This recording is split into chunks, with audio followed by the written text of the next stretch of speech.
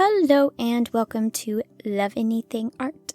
Today I will show you how I made this fun scrap piece. Okay, so if you didn't watch my previous video, now would be the time to go do that.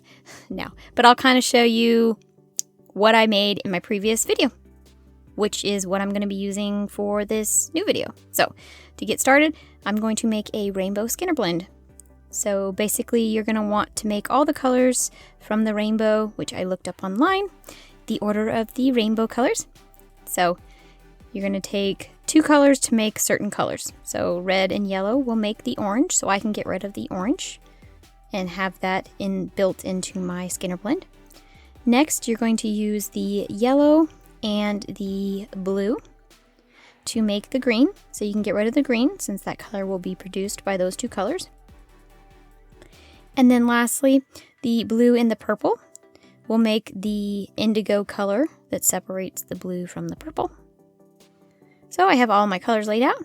Basically, I'm going to just take a piece of each of those for my Skinner blend. And while I'm doing that, I do want to welcome everybody to my channel. I'm so glad to see you here. Welcome back if you are a returning subscriber. I am so glad you're here. And please take a moment to hit that subscribe button before you forget, because sometimes we forget things because we're watching such a cool video. No, I'm so glad you're here anyway.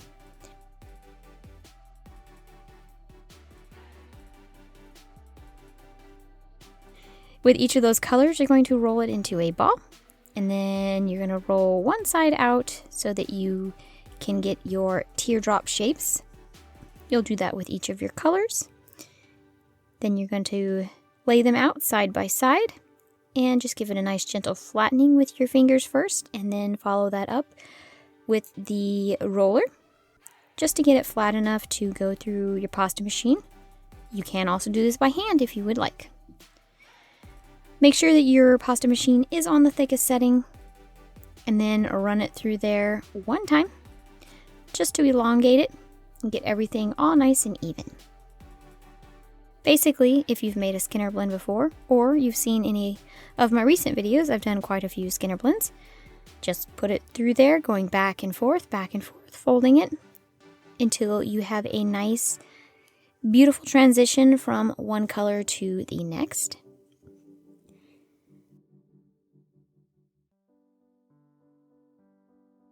Once you have that, you can make my previous piece, and then of course have all nice scraps left over here. Taking each of these sections and just laying them out. I'm also going to be using a solid color. This is ochre. You can use whatever color you feel looks best with your rainbow Skinner blend. I've taken a piece of that, rolled it out pretty thin on my pasta machine. And you can just lay that out. And then my edges are kind of jagged, so I do want to remove those before going on to the next step.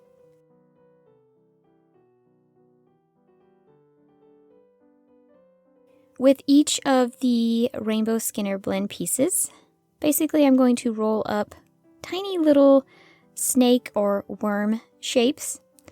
So I'm just using my finger to start the roll. And then you can use your tissue blade to finish rolling it up if you don't want to do it by hand. It's a pretty easy thing to do. And then you can make yours different thicknesses and different lengths. So I'm just going to roll it up a little bit, and when I feel like it's thick enough, just cut it away. Give it a nice gentle roll to smooth out that seam. And I'm going to continue doing that. And I've made all of these beautiful little snake pieces from my scraps.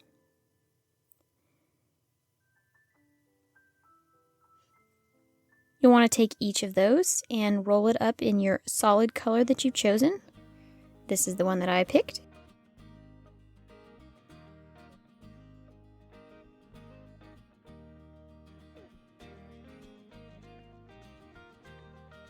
Just make sure everything is nice and stuck together, just giving it a very gentle roll, not to elongate your piece, but just to join everything together.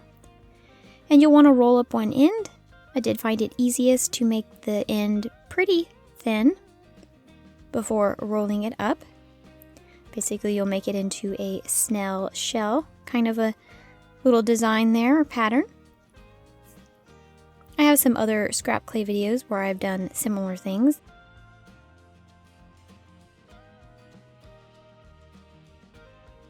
Just roll it up, and then you can smooth out the seam where that all comes together. Woo! It's kind of fun, rolling everything up like that. Just give it a nice, gentle finger patting to make it all nice and even. You'll do that with all of your beautiful little rainbow pieces. I've wrapped all mine up, listened to a couple podcasts, chilled, and I am ready to go for my next step. Again, I'm going to take some scrap clay. I am choosing some blacks and some grays and some whites, and I'm going to mix it all together. You can pick any color that you have. Basically, if you're going to take scrap clay though and mix it together, you are going to get a very muddied color. So, which is kind of what I wanted. I was going to originally do black with my pieces, but I thought, you know what, I could actually just take a bunch of clay, the scrap clay, and roll it all up together and come up with like a gray color, and it will look really good with my colors that I currently have. So, you can use any color that you want for this, whether it be scrap clay or regular clay. And this is the beautiful gray, kind of an elephant gray color it made. It's a good way to use up some of your scrap clay too, just an idea. You'll want to make strips the same thickness as your little rolled up snail shell pieces. And then you'll roll that up into there. And if you have a little bit extra over the side, just go ahead and use your tissue blade to scrape all of that off. I've wrapped each of my pieces in a very thin layer of my scrap clay gray clay. You'll want to lay it out into whatever shape that you feel looks best or whatever pattern looks best. Doesn't really particularly matter, but just lay it out however you want to lay it out. I will be working on a piece of paper, just an old piece of scrap paper. Any paper will do. This is so it doesn't stick to my workstation.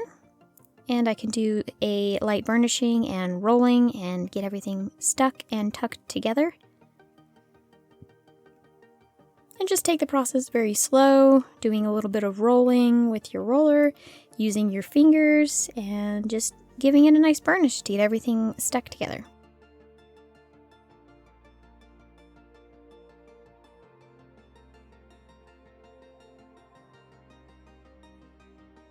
And you'll see here, it's nice and stuck together, and I have put it on my working tile so that it does not slide around as I kind of saw away little pieces and keep those scraps, because they do make very pretty slabs. You can put them on a solid piece of clay and you could make something out of it, which I actually did after this video. I didn't film it, but it's just something I did on my own. And I had so much of that gray clay that I am going to take it and condition it a little bit more and then roll it out. Basically, you'll want it to be pretty thick because this will be the backing to your piece. You do need to make sure that it is the same length and width as your beautiful little pattern clay.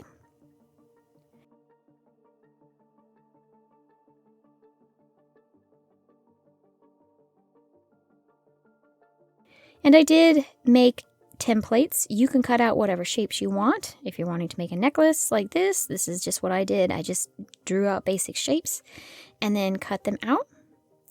Lay them on your piece of clay in whatever way you want it to look once it's cut out.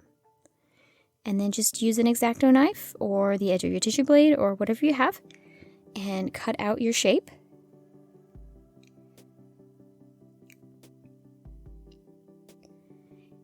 And then you'll want to kind of make these sides nice and pretty. I'm doing this before baking because Sanding afterwards is a big pain in the you-know-what. So I find this to be easiest, and it saves me a step later on, and this is really simple. Just using my fingers to kind of lightly pat all around the outside to even it out and make it a domed shape instead of a flat shape. Be sure to put in whatever eye hooks you're going to put in your piece before baking it. You can also do this after if you have a drill tool, but not everybody has one of those. So you can do it before, and then you'll bake your piece. And I did put it together with 2 simple little black beads, and I did put a nice thin layer of resin on there, and oh my gosh, I love the way it looks. I wasn't going to put resin on mine, but at the last minute I decided to, and I am so glad I did. I can't wait to wear this with some pretty dress or something to the office. I hope you enjoyed this video. I enjoyed making it very much, and of course, I make videos every Tuesday, so I hope to see you then. Thank you so much for watching. Bye!